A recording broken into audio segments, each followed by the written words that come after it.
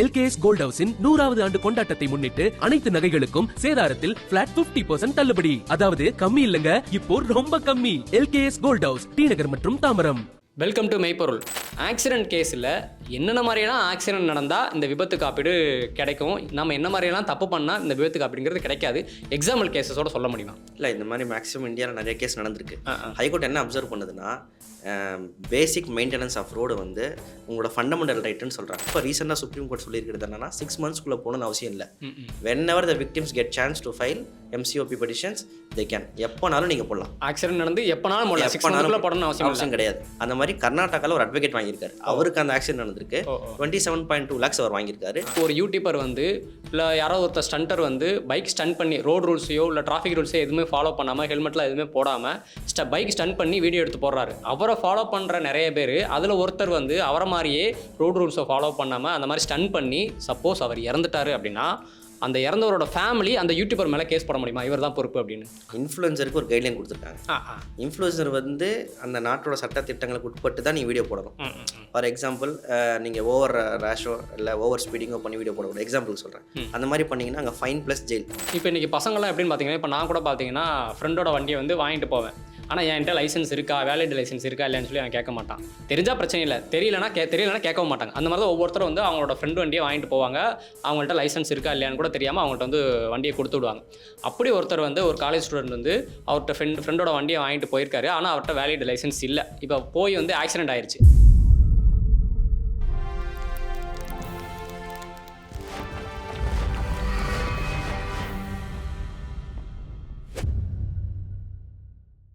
நம்ம டெய்லி எவ்வளோ கொந்தளிக்கிறோம், ஒழுங்காக ரோடை போடுங்கப்பா, ரோடே சரியில்லை அப்படின்னு சொல்லி எவ்வளோ கொந்தளிக்கிறோம். அந்த மாதிரி தான் பெங்களூரில் ஒருத்தர் ரோடே சரியில்லை, குண்டும் குழியுமா இருக்குது அப்படின்னு சொல்லி அந்த லோக்கல் கவர்மெண்ட் பாடிக்கு 50 லட்ச ரூபா இழப்பீடு கேட்டு நோட்டீஸ் போட்டிருக்காருன்னா பார்த்துக்கோங்க. ஸோ அந்தளவுக்கு நமக்கு வந்து நல்ல ரோடுங்கிறது ரொம்ப முக்கியம், சாலை பாதுகாப்பு ரொம்ப முக்கியம், அது அடிப்படை உரிமை அப்படின்னு சொல்லி சுப்ரீம் கோர்ட்டே சொல்லியிருக்கு. சரி, இப்போ விஷயம் என்ன அப்படின்னா, நீங்கள் ரோட்டில் வண்டியில் போகிறீங்க, ஒரு கவனக்குறைவாக கீழே விழுந்து உங்களுக்கு ஏதாவது ஆக்சிடென்ட் ஆகி உங்களுக்கு ஏதாவது ஆயிடுச்சு, இல்லை கை காலில் ஏதாவது அடிபட்டுருச்சு, இல்லை நீங்கள் கரெக்டாக போகிறீங்க, ஆப்போசிட்டில் வர்றவர் வந்து கவனக்குறைவாக வந்து உங்கள் மேலே இடிச்சு உங்களுக்கு ஏதாவது ஆயிடுச்சு, இல்லை காயம் பயங்கரமாக ஏற்பட்டுருச்சு அப்படின்னா நம்ம வண்டிக்குன்னு போட்டிருக்கிற இன்சூரன்ஸ்லேருந்து கவர் பண்ணிக்கிறோம், விபத்து காப்பீடு வாங்கிக்கலாம் அப்படின்னு தான் நினைப்பீங்க. ஆனால் அதான் இல்லை. அந்த விபத்து காப்பீட்டில் கோடிக்கணக்கில் மோசடி நடக்குது. அப்படியே நீங்கள் வாங்கினாலுமே அது உடனே வாங்க முடியாது, கரெக்டாக ஃபுல் அமௌண்ட்டையும் வாங்க முடியாது, ரொம்ப டிலே ஆகும். ஸோ அப்போ ஒரு ஆக்சிடென்ட் ஆச்சு, நாளை பின்ன உங்களுக்கே ஒரு ஆக்சிடென்ட் ஆச்சு அப்படின்னா எந்த மாதிரிலாம் ஆக்சிடென்ட் நடந்துச்சுன்னா இந்த விபத்து காப்பீடு கிடைக்கும், என்ன மாதிரிலாம் நம்ம தப்பு பண்ணால் அந்த விபத்து காப்பீடுங்கிறது கிடைக்காது, இதில் எப்படி கோடிக்கணக்கில் மோசடி பண்ணுறாங்க, இதில் இந்த காப்பீடு அமௌண்ட்டை வந்து கோர்ட்டோ இல்லை கவர்மெண்ட்டோ எப்படி கால்குலேட் பண்ணுறாங்க, எதை வச்சு கால்குலேட் பண்ணுறாங்க அப்படிங்கிறத பற்றி இந்த ஆக்சிடென்ட் கேஸ்லேயே எக்ஸ்பர்ட்டான அட்வொகேட் ஷோயிப் அவர்கள்ட்ட டீட்டெயிலாக கேட்டு தெரிஞ்சுக்கலாம். ஸோ இந்த வீடியோ பார்க்குற நீங்கள் ஆக்சிடென்ட்டாக நான்லாம் கரெக்டாக போயிடுவோம்ப்பா, எனக்குலாம் எதுவும் நடக்காது அப்படின்னு தயவு செய்து நினைக்க வேணாம். உங்களுக்கு எதுவும் நடக்காது தான். ஆனாலும் எதிர்க்க வர்றவங்க எப்படி வருவாங்க நம்ம சொல்லவே முடியாது. உங்களுக்கு இந்த தகவல் யூஸ் ஆகலைனாலும் உங்கள் வீட்டில் உள்ளவங்களுக்கு, உங்கள் ஃப்ரெண்ட்ஸுக்கு கண்டிப்பான முறையில் எல்லாருக்குமே இந்த தகவல் யூஸ் ஆகும். ஸோ வீடியோ ஃபுல்லாக பார்த்துட்டு அவங்க எல்லாருக்கும் இந்த தகவலை தெரியப்படுத்துங்க. அதே மாதிரி இந்த வீடியோ டியூரேஷனை பொறுத்து, அதாவது 30 நிமிஷத்துக்கு மேலே போகுது அப்படின்னா நாங்கள் வந்து 2 பார்ட்டாக அதை போடுறோம். ஸோ 2 பார்ட்டையும் மிஸ் பண்ணாமல் பார்த்துருங்க. இப்போ நம்ம சார்ட்ட பேசலாம். வணக்கம் சார். வணக்கம். நம்ம ஏற்கனவே இந்த ஆக்சிடென்ட் கேஸை பற்றி, அதாவது ஆக்சிடென்ட் நடந்தோடனே பாதிக்கப்பட்டவங்க, அடிபட்டவங்க என்னென்ன பண்ணணும், என்னென்ன பண்ணக்கூடாது அப்படிங்கிறத பற்றி ஏற்கனவே ஒரு 2 வீடியோவில் டீட்டெயிலாக நம்ம பேசிட்டோம். இப்போ என்னென்னா, ஆக்சிடென்ட் கேஸில் என்னென்ன மாதிரியெல்லாம் ஆக்சிடென்ட் நடந்தால் இந்த விபத்து காப்பீடு கிடைக்கும், நம்ம என்ன மாதிரியெல்லாம் தப்பு பண்ணால் இந்த விபத்து காப்பீடுங்கிறது கிடைக்காது, எக்ஸாம்பிள் கேஸஸோடு சொல்ல முடியுமா? கண்டிப்பாக. இப்போ நீங்கள் லைசன்ஸு, இன்சூரன்ஸு, வண்டியோட ஆர்சி புக் எல்லாமே பர்ஃபெக்டாக வச்சுருந்து லயபிலிட்டி நீங்கள் உங்கள் மேலே தப்பு இல்லாமல் இருந்தால், எஃப்ஐஆரில் அந்த மாதிரி ரேஷன் நெக்லிஜென்ஸ் இல்லாமல் இருந்தால் உங்களுக்கு நீங்கள் கேட்குற இழப்பீடு உங்கள் கேட்குற ஏஜை பொறுத்து கிடைக்க வாய்ப்பு இருக்குது. சப்போஸ் இதில் ஏதாவது நம்ம போன இன்டர்வியூவில் சொன்ன மாதிரி இம்ப்ராப்பர் டிரைவிங் லைசன்ஸோ இன்வேலிட் டிரைவிங் லைசன்ஸோ இருந்துச்சுன்னா, இல்லை ட்ரங்க் அண்ட் ட்ரைவ் பண்ணியிருந்தீங்கன்னா, இல்லை ஹெல்மெட் போடாமல் இருந்தீங்கன்னா, இல்லை ரூல்ஸை ஃபாலோ பண்ணாமல் அந்த சைன் போர்டை ஸ்பீடை தாண்டி நீங்கள் ஓட்டியிருந்தீங்கன்னா, அந்த மாதிரிலாம் இருந்தால் ஃபுல்லாக டிஸ்க்ளோஸ் பண்ண மாட்டாங்க. ஒரு பார்ஷியல் அமௌண்ட்டை பிடிச்சிட்டு நீங்கள் என்ன காம்பன்சேஷன் கேட்குறீங்களோ ஒரு 50% 60% கொடுக்க அதிகபட்ச வாய்ப்பு இருக்குது. நம்ம சைடு எந்த தப்பு இல்லை, நம்ம எல்லாம் கரெக்டாக வச்சுருந்தோம் அப்படின்னா விபத்து காப்பீடு கிடச்சிரும் அப்படின்னு நீங்கள் சொல்கிறீங்க. ஆனால் இதுக்கு எதிர்மறையாக ஒரு கேஸ் நடந்திருக்கு. என்னென்னா, ஒருத்தர் நைட் டைமில் மழை டைமில் வந்து பைக்கில் போய் கீழே விழுந்துட்டார். ஆனால் அந்த கேஸில் வந்து போலீஸ் வந்து இவர் வந்து வேகமாக வந்திருக்காரு, கவனக்குறைவாக வந்திருக்காருன்னு சொல்லி அவர் மேலே எஃப்ஐஆர் போட்டிருக்காங்க. இப்போ அந்த கேஸில் அவருக்கு எப்படி இழப்பீடு கிடச்சதா இல்லையா, என்ன ஆச்சு? இல்லை, இந்த மாதிரி மேக்ஸிமம் இந்தியாவில் நிறைய கேஸ் நடந்திருக்கு. ஹைகோர்ட் என்ன அப்சர்வ் பண்ணுதுன்னா, பேசிக் மெயின்டெனன்ஸ் ஆஃப் ரோடு வந்து உங்களோட ஃபண்டமெண்டல் ரைட்டுன்னு சொல்கிறாங்க. நீங்கள் வண்டி வாங்கும்போது ரோட் டேக்ஸ் கட்டிடுறீங்க. ஆமாம். ஸோ அந்த ரோடுக்கு ஏற்ற மாதிரி அந்த டேக்ஸுக்கு ஏற்ற மாதிரி உங்கள் ரோடு போடணும். அதுதான் அந்த ஃபண்டமெண்டல் ரைட்டோட வேல்யூ. இப்போ நீங்கள் ஃபார் எக்ஸாம்பிள் மேக்ஸிமம் வில்லேஜ்லலாம் ஒன் வே ரோடாக இருக்கும், சிங்கிள் ரோடாக இருக்கும். வரவங்களும் இந்த பக்கம் வருவாங்க, போவங்களும் அதே ரோட்டில் போவாங்க. அதில் நைட் நேரத்தில் லேம்ப்ஸ் இருக்காது. ஆக்சுவலாக பார்த்தீங்கன்னா ரோடு லேம்ப்ஸ்லாம் போடணும். மேக்ஸிமம் நம்ம இதில் ரோட் லேம்ப்ஸ்லாம் கிடையாது, ஹைவேலே நம்ம போடுறது இல்லை. அந்த மாதிரி ரோட் லேம்ப்ஸ் இல்லாத போது நடுவில் ஒரு நாயோ பூனையோ ஏதோ ஒன்று வந்துச்சுன்னா அதை இடிச்சு நீங்கள் கீழே விழுந்துட்டீங்கன்னா கூட அதுக்கான பேரிகேட்ஸ் வச்சுருக்கணும். ரோட்ஸ்க்கு 2 சைட்லையும் பேரிகேட்ஸ் இருக்கணும். அது இருக்காது. பிட் ஹோல்ஸ்னு சொல்லுவாங்க. நடுவில் வந்து ஓட்ட ஓட்டையாக இருக்கும், பேட்ச் ஹோல்ஸாக இருக்கும். அது நீங்கள் நைட்டில் எப்படி பார்ப்பீங்க? அந்த ஸ்ட்ரீட் லைட்டோ இல்லை அந்த ரோட் லேம்போ இருந்தால் தான் அதை பார்க்க முடியும். அது இல்லாத பட்சத்தில் நீங்கள் அந்த குழியில் விட்டுட்டு நீங்கள் ஒரு 80ல் போயிட்டுருப்பீங்க, 60ல் போயிட்டுருப்பீங்க, 2 கண்ட்ரோலில் கிடைக்காது. சின்ன கல் இருந்தால் கூட ஸ்கிட்டாகி கீழே விழுந்துருவீங்க. அப்படி இருக்கும் பட்சத்தில் நீங்கள் எஃப்ஐஆர்லாம் போட வேண்டிய அவசியமே கிடையாது, ஸ்டேஷனுக்கு போகணும்னு அவசியம் இல்லை. ஸ்ட்ரைட்டாக நீங்கள் ஹாஸ்பிட்டலில் அட்மிட் ஆகிட்டு ட்ரீட்மெண்ட் எடுத்துக்கிட்டு எம்சிஓபி எப்போனாலும் போடலாம். இப்போ ரீசெண்டாக சுப்ரீம் கோர்ட் சொல்லியிருக்கிறது என்னன்னா 6 monthsக்குள்ளே போகணும்னு அவசியம் இல்லை. whenever the victims get chance to file MCOP petitions they can, எப்போனாலும் நீங்கள் போடலாம். ஆக்சிடென்ட் நடந்து எப்போனாலும் போடணும் அவசியம் கிடையாது. அந்த பார் அப்படி நீக்கிட்டாங்க. ஸோ நீங்கள் ப்ராப்பராக எவிடன்ஸ்லாம் கலெக்ட் பண்ணிவிட்டு நீங்கள் உங்கள் மேலே எல்லாமே இன்சூரன்ஸு, ஆர்சி புக்கு, லைசன்ஸ் எல்லாமே இருந்து இன்சூரன்ஸ்லாம் கரெக்டாக இருந்துச்சுன்னா நீங்கள் முனிசிபாலிட்டி மேலே லைபிலிட்டி, அந்த ரோடு யார் கண்ட்ரோல் கீழே வருதுன்னு பார்க்கணும். ஸ்டேட் ஹைவேஸா, நேஷனல் ஹைவேஸா, இல்லை முனிசிபாலிட்டி கண்ட்ரோலா யாருன்னு பார்த்துட்டு அவங்கள நீங்கள் பார்ட்டி ஆட் பண்ணி நீங்கள் அந்த காம்பன்சேஷனை வாங்கலாம். அந்த மாதிரி கர்நாடகாவில் ஒரு அட்வொகேட் வாங்கியிருக்காரு. அவருக்கு அந்த ஆக்சிடென்ட் நடந்திருக்கு. 27.2 lakhs அவர் வாங்கியிருக்காரு. ஹைகோர்ட் தான் அதை கிராண்ட் பண்ணியிருக்கு. கீழே இருக்க லோயர் கோர்ட் அதை கிராண்ட் பண்ணலை, டிஸ்மிஸ் பண்ணிட்டாங்க. அவர் அப்பீலுக்கு போகிறார். அப்பீலுக்கு போகும்போது என்ன சொல்கிறாங்கன்னா மெயின்டைன் பண்ண வேண்டியது ஸ்டேட்டோட வேலை தான், பாலிசி தான், அதை நீங்கள் மெயின்டைன் பண்ணுங்க அப்படின்னு சொல்கிறாங்க. அது சர்க்கம்ஸ்டன்ஷியல் எவிடன்ஸ்லாம் பார்த்துட்டு தான் முடிவாகும். நம்ம டைரெக்டாக போய் கேட்டோன்னே எல்லாம் பண்ண மாட்டாங்க. இப்போ இந்த கேஸில் என்னாச்சு? இந்த கேஸில் இப்போ பெண்டிங்கில் இருக்குது. அது இன்னும் அவார்ட் பண்ணல. அதுக்கு முன்னாடி அவார்ட் ஆன கேஸ்லாம் இப்போ நம்ம சொன்னோம் பார்த்தீங்களா, இதை வச்சு கண்டிப்பாக அது அவார்ட் ஆகிடும். இன்கேஸ் அந்த மாதிரி தான் ரோடால தான் நடந்துச்சு அப்படின்னு இருந்துச்சுன்னா கண்டிப்பாக அது அவார்ட் ஆகும். ஓகே ஓகே, அது பாதிக்கப்பட்டிருக்கு சார்பாக தீர்ப்பு வரும் கண்டிப்பாக. இப்போ இன்றைக்கி பார்த்தீங்கன்னா பைக்கில் ஸ்டண்ட் பண்ணுறது, யங்ஸ்டர்ஸ் வந்து பைக்கில் ஸ்டண்ட் பண்ணுறது வந்து அதிகமாகிருச்சு. அதை வீடியோ எடுத்து போகிறது அதிகமாகிருச்சு. இப்படி அந்த மாதிரி ஒருத்தர் வந்து ஒரு யூடியூபர் வந்து இல்லை யாரோ ஒருத்தர் ஸ்டண்டர் வந்து பைக் ஸ்டண்ட் பண்ணி ரோடு ரூல்ஸையோ இல்லை டிராஃபிக் ரூல்ஸையோ எதுவுமே ஃபாலோ பண்ணாமல் ஹெல்மெட்லாம் எதுவுமே போடாமல் பைக் ஸ்டண்ட் பண்ணி வீடியோ எடுத்து போடுறாரு. அவரை ஃபாலோ பண்ணுற நிறைய பேர், அதில் ஒருத்தர் வந்து அவரை மாதிரியே ரோடு ரூல்ஸை ஃபாலோ பண்ணாமல் அந்த மாதிரி ஸ்டண்ட் பண்ணி சப்போஸ் அவர் இறந்துட்டாரு அப்படின்னா அந்த இறந்தவரோட ஃபேமிலி அந்த யூடியூபர் மேலே கேஸ் போட முடியுமா, இவர் தான் பொறுப்பு அப்படின்னு? இல்லை, இப்போதைக்கு பார்த்தீங்கன்னா சிவில் லைபிலிட்டி இந்தியன் லால கிடையாது. ஆனால் இப்போ ரீசெண்டாக யூஎஸ் கவர்மெண்டோட சுப்ரீம் கோர்ட் என்ன சொல்லியிருக்குன்னா அவங்க நாட்டில் இன்ஃப்ளூயன்சருக்கு ஒரு கைட்லைன் கொடுத்துருக்காங்க. இன்ஃப்ளூயன்சர் வந்து அந்த நாட்டோட சட்ட திட்டங்களுக்கு உட்பட்டு தான் நீங்கள் வீடியோ போடணும். ஃபார் எக்ஸாம்பிள் நீங்கள் ஓவர் ரேஷோ இல்லை ஓவர் ஸ்பீடிங்கோ பண்ணி வீடியோ போடக்கூடாது. எக்ஸாம்பிள் சொல்கிறேன். அந்த மாதிரி பண்ணிங்கன்னா அங்கே ஃபைன் ப்ளஸ் ஜெயில். ஆனால் இந்தியாவில் அப்படி இன்னும் கொண்டு வரல. அது கொண்டு வந்தால் இந்த இன்ஃப்ளூயன்சர்லாம் கொஞ்சம் இங்கே தான் 100 கிலோமீட்டர் 120 கிலோமீட்டர் ஸ்பீடில் அந்த மானிட்டரே காட்டுறாங்களே, டிஜிட்டல் மீட்டரையும். அதனால தான் டிடிஎஃப் வாசனுக்கு பெயிலே டினே பண்ணாங்க. உங்களுக்கு 4.5 million ஃபாலோவர்ஸ் இருக்கும்போது நீங்கள் எவ்வளோ கரெக்டாக வண்டி ஓட்டியிருக்கணும், நீங்கள் இன்ஃப்ளூயன்ஸ் பண்ணுறதுனால அதுலேருந்து ஒருத்தரை மாற்றி பண்ணி அதை செஞ்சால் கூட உயிருக்கே ஆபத்தாக போகும்னா பெயிலே டிலே பண்ணாங்க. அதனால் அந்த ரூல்ஸும் நம்ம இந்தியாவுக்கு வந்துச்சுன்னா இன்னும் கொஞ்சம் இன்ஃப்ளூயன்சர் வந்து பொறுப்பாக நடந்துப்பாங்கன்னு நான் நினைக்கிறேன். இந்த மாதிரி ஸ்டாண்ட் பண்ணுற இன்ஃப்ளூயன்சர். ஆனால் இப்போதைக்கு இன்ஃப்ளூயன்சர் மேலே நீங்கள் கேஸை போட முடியாது, காம்பன்சேஷன் வாங்க முடியாது. நீங்கள் இன்சூரன்ஸ்லாம் வச்சு கரெக்டாக இருந்து அப்படி இருந்தால் தான் நீங்கள் ட்ரையல் கோர்ட்டுக்கு போய் நிரூபிச்சு தான் காம்பன்சேஷன் வாங்க முடியும். அதுவும் ஓவர் ஸ்பீடிங் வித்தவுட் ஹெல்மெட்லாம் இருந்துச்சுன்னா ஒரு காம்பன்சேஷன் கிடைக்காது. நம்ம ஏற்கனவே பார்த்த மாதிரி இன்றைக்கி ஸ்பீடாக வண்டி ஓட்டிட்டு போகிறத அப்படியே லைவில் இன்ஸ்டாகிராமாக ரீல்ஸாக போகிறது வந்து வழக்கமாயிருச்சு. அந்த மாதிரி நிறையா பண்ணிகிட்டு இருக்காங்க. இப்போ அந்த மாதிரி ஒருத்தர் வந்து இன்ஸ்டாகிராமில் ரீல்ஸ் போகிறேன்னு சொல்லி லைவாக ஸ்பீடாக போயிட்டு இருக்காரு, அதை லைவ் போட்டுக்கிட்டு இருக்காரு. அதனால் கவனக்குறைவு ஏற்பட்டு இன்னொருத்தர் மேலே இடிச்சு அவருக்கு அடிபட்டுருச்சு அப்படின்னா இப்போ அந்த அடிபட்டவர் அவர் வைரல் வீடியோ ஒன்று லைவில் போட்டிருப்பார்ல, அந்த லைவ் வீடியோ வந்து ப்ரூஃபாக காமிச்சிக்க முடியுமா இவர் வந்து கவனக்குறைவாக வந்திருக்காரு அப்படின்னு? கண்டிப்பாக காமிச்சிக்கலாம். இந்த டிடிஎஃப் வாசன் கேஸ்லேயே ஒரு 140ல் போனதை சிசிடிவியில் ரெக்கார்ட் பண்ணி தானே நான் கண்டுபிடிச்சாங்க. அவங்க சைட் டிஃபென்ஸ் என்னென்னா யாருக்கும் அடிப்படல் இல்லைன்றாங்க. ரூல் என்னன்னா அந்த ரோட்டில் எவ்வளோ ஓட்டுறோன்னு தான் ரூல். ஸோ அவர் வீடியோ வந்து வைரல் ஆகிறதுக்காக 150 160 ஓட்டினா அது வந்து அக்கார்டிங் டு ஆக்ட் வந்து அது ஆப்போசிஷன் தான், அது தப்பு தான் அது.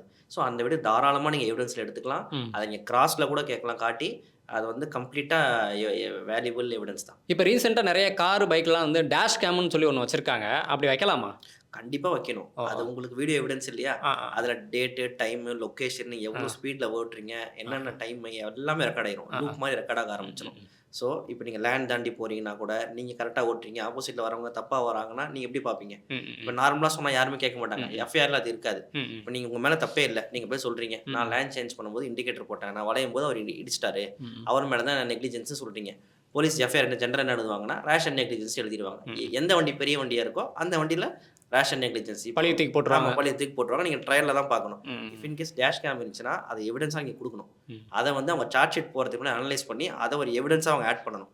அப்படி ஆட் பண்ணனா நீங்கள் கிரிமினல் ப்ரொசீஜர் கோட் படி நீங்கள் அந்த எவிடன்ஸை வந்து கோர்ட்டுக்கு சப்மிட் பண்ணி நீங்கள் உங்களோட நெக்லிஜென்ஸ் இல்லைன்ற ப்ரூவ் பண்ணி தாராளமாக நீங்கள் வந்து அதுலேருந்து வெளியே வரலாம். இல்லை நான் ஏன் கேட்டேன் அப்படின்னா, இப்போ கார்லேயோ பைக்லேயோ டேஷ் கேமரா வச்சிருக்கோம் அப்படின்னா நீங்கள் எக்ஸ்ட்ரா ஃபிட் பண்ணியிருக்கீங்க அப்படின்னு சொல்லி போலீஸ் வந்து ஃபைன் பண்ண முடியாதுல்ல? கண்டிப்பாக கிடையாது. இது ஒன்றும் அந்த சன்ஃபிலிம் மாதிரி விஷயம் கிடையாது. இது எசென்ஷியல் திங். இது எக்ஸ்ட்ரா ஃபிட்டிங்கும் கிடையாது, பம்பரும் கிடையாது. இதனால யாருக்கு எந்த பாதிப்பும் இல்லை. ஈவன் போலீஸுக்கு இது பல வகையில் உதவி இருக்கு. இன்னும் 2-3 கேஸில் பார்த்தீங்கன்னா டேஷ் கேம் சிக்னல் நின்றுட்டு இருந்த வண்டியெல்லாம் பார்த்தீங்கன்னா டேஷ் கேம் இருந்துச்சு. ஒரு வண்டியில் ஒருத்தன் போதை மருந்து கடத்திட்டு போகிறவன் சிக்னலில் கிராஸ் ஆகி போயிருக்கான். அந்த வண்டி நம்பரை இந்த டேஷ் கேம் மூலம் தான் கண்டுபிடிச்சிருக்காங்க. ஸோ அந்த மாதிரி நிறையா கேஸில் சம்மந்தமே இருக்காது. அந்த டேஷ் கேம் வேறு எதுக்காக பயன்படும். ஈவன் சில டேஷ் கேம்லாம் பார்க்கிங் டேஷ் கேம்ஸ்லாம் இருக்குது. நீங்கள் நைட்டு வீட்டுக்கு முன்னாடி நிறுத்திடுவீங்க, ஏதாவது கார் டச் பண்ணாலோ இல்லை வைப்ரேஷன் தெரிஞ்சாலோ ரெக்கார்ட் பண்ண ஆரம்பிச்சிடும். அப்போ அந்த தெருவில் யாராவது திருடங்கிட வந்தனா கூட போலீஸ்க்கு அது பயங்கர எவிடென்ட் வேலை இருக்கும். ஓகே. இதே மாதிரி இன்னொரு கேஸில் பார்த்தீங்கன்னா, ஒருத்தர் வந்து ட்ரங்க் பண்ணிட்டு வண்டி ஓட்டிருக்காரு, குடிச்சிட்டு வண்டி ஓட்டிருக்காரு. ஆப்போசிட்டில் வண்டி வந்து ராங் சைடில் வந்திருக்கு. இப்போ 2 பேர் மேலேயும் தப்பு இருக்குது. இப்போ இந்த 2 பேர் மேலே தப்பு இருக்கும்போது கோர்ட் வந்து யார் மேலே தப்பு யார் பொறுப்புன்னு எப்படி முடிவு பண்ணுவாங்க? எப்படி வந்து அந்த விபத்துக்கு உண்டான காப்பீடை வந்து முடிவு பண்ணுவாங்க? இதுக்கு பேஸாக வந்து கான்ட்ரிபியூட்டரி நெக்லிஜென்ஸ்ன்னு இருக்குது. யார் அதிகமாக கான்ட்ரிபியூட் பண்ணியிருக்கா, நெக்லிஜென்ஸில் யார் பண்ணியிருக்கா, அதை தான் கோர்ட்டு பார்க்கும். ஃபஸ்ட்டு ஒரு ஆக்சிடென்ட் நடந்தால் என்ன பண்ணுவோம், நம்ம போலீஸ்க்கு இன்ஃபார்ம் பண்ணுவோம், ஆம்புலன்ஸ்க்கு இன்ஃபார்ம் பண்ணுவோம், ஆம்புலன்ஸ் வந்து கூட்டிகிட்டு போவோம். அதுக்கப்புறம் எஃப்ஐஆர் போடுவாங்கன்னு நம்ம சொல்லியிருக்கோம். அதுக்கப்புறம் எஃப்ஐஆரில் உங்களுக்கு தெரிஞ்சிடும் ரேஷன் நெக்லிஜென்ஸ் போடுவாங்க. பேஸாக எல்லா எஃப்ஐஆர்லையுமே அதுதான் இருக்கும். அதுக்கப்புறம் ஃபைனலாக சார்ஜ் ஷீட்னு ஒன்று போடுவாங்க. எல்லாம் இன்வெஸ்டிகேஷன் நடந்து முடிச்சுட்டு யார் மேலே தப்பு இருக்குது அப்படின்னு சொல்லி நீட்டாக ஒரு சார்ஜ் ஷீட் போடுவாங்க. அதுக்கு ட்ரையல் நடக்கும். அதில் நீங்கள் ரேஷன் நெக்லிஜென்ஸ் பண்ணியிருக்கீங்களா இல்லையான்றதை ஈஸியாக நம்ம வந்து ட்ரையலில் கண்டுபிடிச்சிடலாம். அந்த ஜட்ஜ்மெண்ட்டை வச்சு, அந்த ட்ரையல் நடக்கிற அந்த கிராஸோ ஜட்ஜ்மெண்ட்டை வச்சோ நம்ம எம்சிஓபியில் கேஸ் போட போகிறோம், காம்பன்சேஷன் கேஸ். அதில் கோர்ட் என்ன பார்க்குதுன்னா யார் மேலே அதிக நெக்லிஜென்ஸ் இருக்குது, குடிச்சிட்டு வந்தவர் மேலேயா இல்லை ராங் வேல வந்தவர்னாலையா, எதனால் ஆக்சிடென்ட் நடந்த காரணம் யார், அதுதான் ஃபஸ்ட்டு. அப்படி கான்ட்ரிபியூட்டட் நெக்லிஜென்ஸ் அதிகமாக இருந்துச்சு, ஆப்போசிட் வந்தவங்க மேலே அதிகமாக இருக்குது அப்படின்ற பட்சத்தில் even if is drink and drive அதுக்கான காம்பன்சேஷனை டிடெக்ட் பண்ணிவிட்டு ரிமைனரி காம்பன்சேஷன் ப்ரொவைட் பண்ணுறதுக்கு அதிகபட்ச சான்ஸ் இருக்குது. அந்த மாதிரி கேஸஸும் நடந்திருக்கு. அப்போ 2 பேர் மேலே தப்பு இருக்கும்போது யார் அதிகமான தப்பு பண்ணியிருக்காங்க, யாரனால மெயினாக வந்து இந்த ஆக்சிடென்ட் நடந்திருக்கு அப்படிங்கிறத கணக்கு பண்ணி அதில் வந்து விபத்து காப்பீடு எவ்வளோ வருதோ அதில் வந்து அதுக்கேற்ற மாதிரி டிடெக்ட் பண்ணி கம்மி பண்ணி கொடுப்பாங்க. ஏன்னா கோர்ட்டோட நோக்கமே விக்டிம்ஸ் அஃபெக்ட் பண்ணக்கூடாது, விக்டிம்ஸுக்கு ஃபேவராக இருக்கிறது தான் கோர்ட்.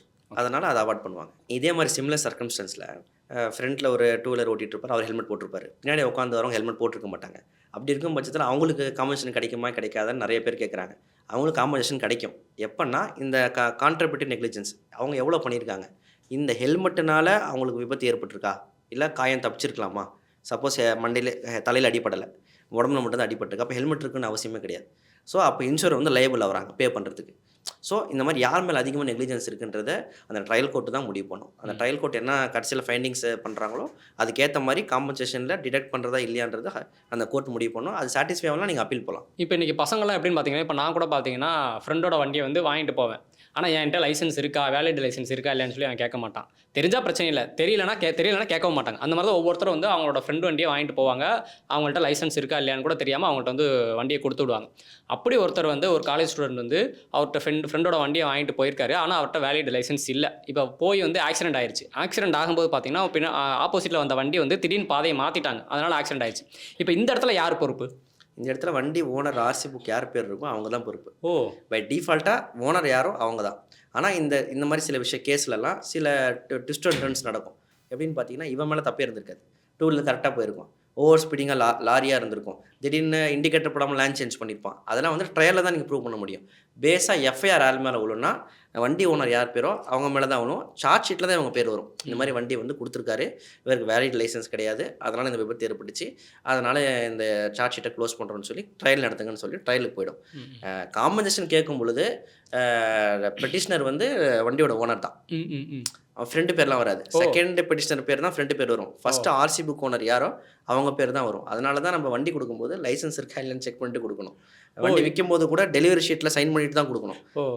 இப்போ நான் என்கிட்ட லைசன்ஸ் இல்லை, என்னோட ஃப்ரெண்டு வண்டியை வாங்கிட்டு போய் விபத்து ஆயிடுச்சு, எனக்கு பயங்கரமாக அடிபட்டுருச்சு, இப்போ இன்சூரன்ஸ் கிளைம் பண்ணுறேன் அப்படின்னா வண்டி ஓனர் யாரோ அவருக்கு தான் இன்சூரன்ஸ் அமௌண்ட் போகுமா, ரெண்டாவது தான் எனக்கு வருமா? இல்லை இப்போ இன்சூரன்ஸ் அமௌண்ட் வந்து விக்டிம் தான் போகும். ஆ ஆ ஆனால் அது யார் கேஸ் நடத்தணும்னா ஆர்சி புக் யார் ஓனர் பேர் யார் பேர் இருக்கோ அவங்க தான் கேஸ் ஓ, first okay main okay party. அவங்க தான் மெயின் அவங்க பார்ட்டி. அவங்க தான் மெயின் பார்ட்டி. அவங்க பேரில் தான் கேஸ் அவங்க நடத்தணும். பேரில் தான் அவங்க பேர்லையும் கேஸ், அவங்க பேர்லையும். எஃப்ஐஆரும் அவங்க பேரில் தான். ம் ம் இவங்க செகண்ட் பார்ட்டி அதில். ம் ம் அதுக்கப்புறம் டிஃபெண்டன்ட் சைடில் இன்சூரன்ஸ். ம். ஒன்றுக்கு மேற்பட்ட வண்டி இருந்தால் 2 வண்டிக்கு என்ன இன்சூரன்ஸ் கம்பெனி இருக்கோ 2 இன்சூரன்ஸ் கம்பெனியும் போடலாம். இல்லை இந்த மாதிரி நம்ம பேசுன மாதிரி ரோடு சரியில்லாமல் இருந்துச்சுன்னா NHAO ஸ்டேட் கவர்மெண்ட் நம்ம தேர்ட் பார்ட்டியாக போட்டு ஓகே. கேஸை நடத்தலாம். இப்போ அந்த மாதிரி இதில் காலேஜில் 2 விஷயம் இருக்குது. மைனர் கூட இருக்கிறாங்க. ம் ம் ஃபஸ்ட் இயர் பசங்க படிக்கலாம் மைனருக்குலாம் வந்து எக்ஸ்கியூஸே கிடையாது. ம் ம் இப்போல்லாம் வந்து ஸ்ட்ரிக்ட் பண்ணிட்டாங்க. RCA புக்கை வந்து 3 இயர்ஸ் சஸ்பெண்ட் பண்ணிடுவாங்க, 1 lakh ஃபைன் போட்டுருவாங்க. ம் ம் மைனர் யார் ஓட்டினாலுமே அது அஃபென்ஸ் தான். ம். மைனர் வந்து லைசன்ஸ் இல்லாமல் வேலிட் லைசன்ஸ் இல்லாமல் வண்டி ஓட்டவே கூடாது. ம் ம். இன்னைக்கு நம்ம எதுக்காவது ஃபுட்டு வேணும் அப்படின்னா சொமேட்டோ ஸ்விக்கியில் வந்து டக்கு டக்குன்னு ஆர்டர் போட்டு வாங்கிக்கிறோம். அப்படி அந்த சொமேட்டோ ஸ்விக்கியில் 2 வீலர் ஓட்டுறவங்க டெலிவரி பண்ணுறவங்க வந்து டெட்லைன் டார்கெட்டை முடிக்கணும் அப்படின்னு சொல்லி சீக்கிரமாக வேகமாக போகிறாங்க. அப்படி வேகமாக போகும்போது துரதிர்ஷ்டவசமாக அவங்களுக்கு ஏதாவது வண்டி ஓட்டுறவங்களுக்கு ஏதாவது ஆயிடுச்சு அப்படின்னா அந்த டெட்லைன் டார்கெட் கொடுக்க சொல்லி ப்ரெஷர் பண்ணுறாங்களே அந்த கம்பெனி மேலே, அதாவது சொமேட்டோ ஸ்விக்கி மேலே நம்ம கேஸ் போட முடியுமா? ஆக்சுவலி ப்ரெசென்ட் லா படி கேஸ் நீங்கள் போட முடியாது. ஏன்னா எம்ப்ளாயின்னு ஒரு ஸ்கீமுக்குள்ளே வந்தால் தான் அந்த கேஸை நீங்கள் போட முடியும். ம் ம் இப்போ நீங்கள் ஒருத்தர் வேலைக்கு வச்சுருக்கீங்க, ஹையர் பண்ணியிருக்கிறீங்க. ஹையர் பண்ணி அவங்க சம்பளம் கொடுக்குறீங்க. சம்பளம் கொடுத்தா தான் நீங்கள் மாஸ்டர், அவங்க வந்து லேபர். அந்த கேட்டகரியில் வரல இது. இப்போ இது என்ன லா எப்படி அகாமடேட் பண்ணுறாங்கன்னா இவங்கள கான்ட்ராக்ட் பேஸ் லேபர்ன்றாங்க. ம் ம் பார்ட் டைமாக தானே பண்ணுறீங்க, ஃபுல் டைமாக யாரும் பண்ணுறது இல்லையே. ம் ம் ம் ஸோ நீங்கள் கான்ட்ராக்ட் பண்ணுறீங்க, நான் உங்களுக்கு வந்து ஒரு ஆர்டர் தரேன், அந்த ஆர்டரை அந்த இடத்துல டெலிவரி பண்ணுறீங்க, அதோட முடிச்சுட்டு நீங்கள் வீட்டுக்கு கூட போகலாம். அடுத்த ஆர்டர் நீங்கள் பண்ணணும்னு அவசியம் கிடையாது. ம் ம் அது வந்து கான்ட்ராக்டர் லேபர்ன்றாங்க. கான்ட்ராக்ட் லேபருக்கு வந்து இன்னும் வந்து MCOPயில் வந்து டைரக்ட் விகாரஸ் லேபிலிட்டி வந்து அந்த ஆப்போ இல்லை அந்த பிளாட்ஃபார்மோ தரணுன்ற அவசியம் கிடையாது. பட் ஆனால் சுப்ரீம் கோர்ட்டில் ஒரு பில் போட்டிருக்கிறாங்க, பொதுநல வழக்கு. அது வந்து பெண்டிங்கில் இருக்குது. மேபி அது இப்போ 2021 படி 7.5 லட்சம் பேர் வந்து ஸ்விக்கி ஓட்டிக்கிட்டு இருக்கிறாங்க இந்தியா ஃபுல்லாக. ஓ இப்போ 2030 படி ரெக்கார்டு எடுத்து சர்வே எடுத்து பார்த்தோம்னா மேபி ஒரு 10லேருந்து 15 லட்சம் பேர் டபுள் ஆகிறதுக்கு வாய்ப்பு இருக்குது. அப்படி இருக்கும் பட்சத்தில் அது சுப்ரீம் கோர்ட் சீரியஸாக தான் வியூ பண்ணும். ம் ம் அப்படி வியூ பண்ணி இது எம்ப்ளாயி கீழே தான் வருது அப்படின்ட்டாங்கன்னா நீங்கள் ஆட்டோமேட்டிக்காக அவங்களுக்கு ESI கொடுத்தாகணும், PF கட்டி ஆகணும், இன்சூரன்ஸ் கொடுத்தாகணும், எல்லாமே வந்து கொடுத்துருவீங்க. ஸோ அதில் அவங்க க்ளைம் பண்ணிப்பாங்க. அவங்கள நீங்கள் பார்ட்டி ஆட் பண்ணிக்கலாம். அந்த ஸ்கீமில் அவங்களுக்கு வந்து பணம் வந்துடும். ம் ம் மோஸ்ட் ஆஃப் த ஸ்விக்கி ஜொமேட்டோலாம் பார்த்தீங்கன்னா இப்போ ஆள் எடுக்கிறதே வண்டி இருக்கா, RC புக் இருக்கா, இன்சூரன்ஸ் இருக்கான்னு பார்த்து தான் எடுக்கிறாங்க. அப்படி இல்லைன்னா நீங்கள் வண்டிக்கு இன்சூரன்ஸ் போகிறது உங்களுக்கு சேஃபர் சைடு. கம்பெனி இப்போதைக்கு லைபிள் கிடையவே கிடையாது. இப்போ நம்ம எங்கே போனாலுமே சரி, ரேபிடோ இல்லை பைக் டாக்ஸி இல்லை ஓலா ஊபர்னு சொல்லி கேபில் நான் வந்து புக் பண்ணி போகிறோம். அப்படி தான் ஒரு ஹோம் மேக்கர், ஒரு ஹவுஸ் ஒய்ஃப் வந்து அவங்க குழந்தைங்களோட கேப் புக் பண்ணி போயிருந்திருக்காங்க. பட் ஆப்போசிட்டில் பஸ்ஸு வந்து கொஞ்சம் ஸ்பீடாக வந்ததுனால அந்த கேப் மேலே மோதி அவங்களுக்கு வந்து அடிபட்டுருச்சு, ஆக்சிடென்ட் ஆயிருச்சு. இப்போ அந்த பாதிக்கப்பட்ட அடிபட்ட லேடி வந்து அந்த கேப் டிரைவர் மேலே கேஸ் போடலாமா, இல்லை அந்த பஸ் மேலே கேஸ் போடலாமா, யார் மேலே கேஸ் போடுறது? 2 பேர் மேலேயும் போடலாம் அவங்க. ஆ, ஆ. ஏன்னா அந்த கேப் டிரைவருக்கும் அந்த வண்டிக்கும் இன்சூரன்ஸ் இருக்கும், ஆ ஆ RC புக் இருக்கும், எல்லாமே கரெக்டாக இருக்கும். ஆப்போசிட்டில் இருக்கிற வந்து கிராஷ் பண்ண பஸ்ஸோ லாரியோ எதாக இருந்தாலும் சரி அதுக்கும் ஒரு இன்சூரன்ஸ் இருக்கும். ம் ம் ஸோ 2 பார்ட்டியுமே லைபிள் தான். ஸோ இவங்க வந்து வண்டியை ஓன் கிடையாது, ம் வண்டியை ரெண்ட்டுக்கு எடுக்கிறாங்க. ஸோ விக்காரஸ் லைபிலிட்டி கம்ப்ளீட்டாக பார்த்தீங்கன்னா வண்டி ஓட்டுறவருக்கு இருக்குது, ஆப்போசிட்டில் வரவங்களுக்கு. இவங்க வந்து கிளைண்ட். ம் ம் ஸோ 2 பேருக்குமே இவங்க சூ பண்ணலாம், 2 பேர்ட்டையுமே இவங்க காம்பன்சேஷன் கேட்கலாம், 2 பேருமே ஆட் பண்ணலாம். ம் ம் ஆட் பண்ணி தான் நீங்கள் MCOP பெட்டிஷனே போட முடியும். அப்புறம் ட்ரையல் நடக்கும், அதுக்கப்புறம் காம்பன்சேஷன் அவங்களுக்கு கிடைக்கும். ஓகே. இன்றைக்கி இந்த சென்னை மாதிரி கோவை மாதிரியான சிட்டிஸ்லாம் பார்த்தீங்கன்னா, இல்லை ரூரல் சைடுமே வந்து அது அதிகமாக நடக்குது. இப்போ கவர்மெண்ட் பஸ்ஸில் காலையில் ஸ்கூல் காலேஜ் போகிற பசங்கள்லாம் பார்த்தீங்கன்னா படியில் தொங்கிட்டு போகிறாங்க. அப்படி படியில் தொங்கிட்டு போகும்போது அவங்க கீழே விழுந்து அவங்களுக்கு ஏதாவது ஆயிடுச்சு, அடிபட்டுருச்சு அப்படின்னா அவங்க வந்து அந்த பஸ் மேலே கேஸ் போடலாமா, இல்லை கவர்மெண்ட் மேலே கேஸ் போடலாமா, இல்லை வந்து இல்லை படியில் தொங்கிட்டு போகிறது ரிஸ்க்குன்னு தெரிஞ்சு தானே போகிறாரு, அப்போ இதுக்கு ஒன்றுமே பண்ண முடியாதுன்னு சொல்லிடுவாங்களா? இது வந்து 2 வகையாக பார்ப்போம். ஒரு ஸ்டாட்யூட்டரி டியூட்டி இருக்குது. மோட்டார் வெஹிக்கல் ரூல்ஸ் படி எல்லா கவர்மெண்ட் வெஹிக்கல்ஸ்க்கும் ப்ரைவேட் கமர்ஷியல் வெஹிக்கல்ஸ்க்கும் ஒரு ரூல்ஸ் இருக்குது. இத்தனை சீட் இருக்குது, இத்தனை சீட்டுக்கு மேலே ஏற்றக்கூடாது. ஆமாம். ஸ்டாண்டிங் அலோகேஷன் சிலது இருக்குது. அதில் ஸ்டாண்டிங் எவ்வளோ இருக்கோ அவ்வளோ ஏற்றிக்கலாம், அதுக்கு மேலே ஏற்றக்கூடாது. அது மாதிரி சீட்டு சைஸே இவ்வளோ இருக்கணும். ஆமாம், இவ்வளோ தான் இருக்கணும். வித் இருக்குது, டைமென்ஷன்ஸ் எல்லாமே இருக்குது. எக்ஸிட் டோர் இவ்வளோ தான் இருக்கணும். இப்போ ஸ்கூல் பஸ்லாம் பார்த்தீங்கன்னா எக்ஸிட் டோர்ஸ்லாம் கம்பல்சரி இருக்கணும். GPS இருக்கணும், கேமரா இருக்கணும். இப்போ நீங்கள் FC பண்ணுறீங்கன்னா இதெல்லாம் இருக்கணும். இப்போ எல்லாம் கொண்டு வந்துட்டாங்க. ஸோ ஒவ்வொரு ரெக்குவயர்மெண்ட் இருக்குது.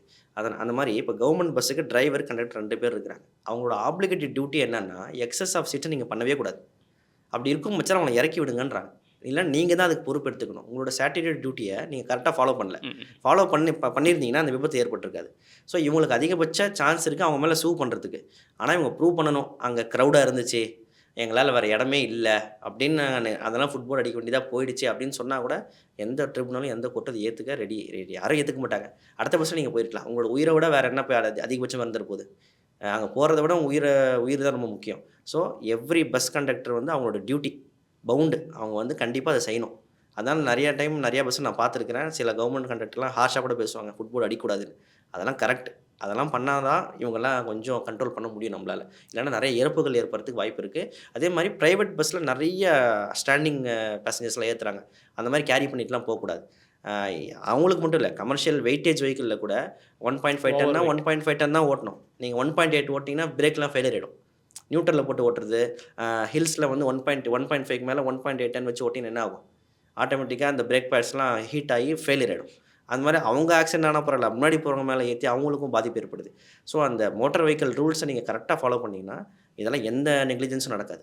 இப்போ ஒரு ஆக்சிடென்ட் கேஸில், ரோடு ஆக்சிடெண்ட்டில் ஆக்சிடென்ட் ஆனவர் இறக்குற ஸ்டேஜில் இருக்கார். ஆனால் அவருக்கு அந்த சுற்றி இருக்கிறவங்க பைஸ்டாண்டர்ஸ் வந்து ஹெல்ப் பண்ணாமல் அதை வந்து வீடியோ எடுத்துக்கிட்டு இருக்காங்க. இப்போ இதனால் அவருக்கு வந்து அவர் ஹாஸ்பிட்டலில் கொண்டு போய் சேர்க்கறதுக்கு டிலே ஆயிடுது. அதனால் அவர் இறந்துடுறாரு. டிலே ஆனதுனால அவர் இறந்துடுறாரு.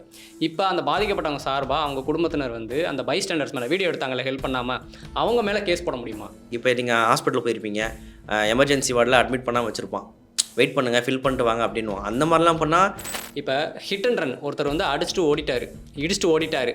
ஓடின ஒரு வண்டியும் ட்ரேஸ் பண்ண முடியல, ஆளையும் ட்ரேஸ் பண்ண முடியல. இப்போ எப்படி விக்டிமுக்கு ஆக்சிடென்ட் ஆனவங்களுக்கு வந்து எப்படி இழப்பீடு வாங்கி கொடுப்பாங்க? ஃபஸ்ட்டு வந்து ஆக்சிடென்ட் நடந்த இடத்துல போலீஸ் என்கொயரி நடக்கும். அந்த விக்டிமுக்கு ஃபஸ்ட் எய்ட்லாம் கொடுப்பாங்க, எஃப்ஐஆர் போடுவாங்க. அன்னோன் வெஹிக்கிள் இல்லை சஸ்பெக்டட் வெஹிக்கிள் ஏதோ ஒன்று போடுவாங்க. வெஹிக்கிள் நம்பர் இருக்காது, இன்சூரன்ஸ் காப்பியும் உங்கள்கிட்ட கிடைக்காது.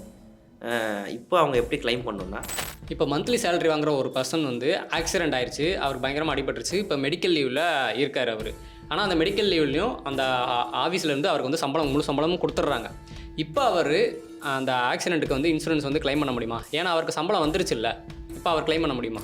இல்லை, இதில் 2 விதம் இருக்குது. அப்போ அந்த விபத்து இழப்பீடு அப்படிங்கிறது அந்த பாதிக்கப்பட்டவங்களுக்கு அக்கௌண்ட்டுக்கே வந்துருமா? இப்படி படத்தில் காட்டுற மாதிரி கேஷாக பிரித்து கொடுப்பாங்களா எப்படி? இப்போ ஆக்சிடென்ட் கேஸ் நம்ம இவ்வளோ நேரம் பார்த்தோம், ஆனால் இதுலேயே ஃபேக்காக கேஸ் போடுறாங்கல்ல, ஆக்சிடென்ட் ஆயிடுச்சு அப்படிங்கிற மாதிரி. அந்த மாதிரி நினச்சா என்ன பண்ணுறது? நம்ம ஆஃபீஸ் அந்த மாதிரி ஒரு கேஸ் நடந்திருக்கு. ஒரு நாளைக்கு பிரேக்கே பிடிக்காம தட்டி தூக்கிட்டு 5000 ரூபா ஃபைன் கட்டு போகிறேன்.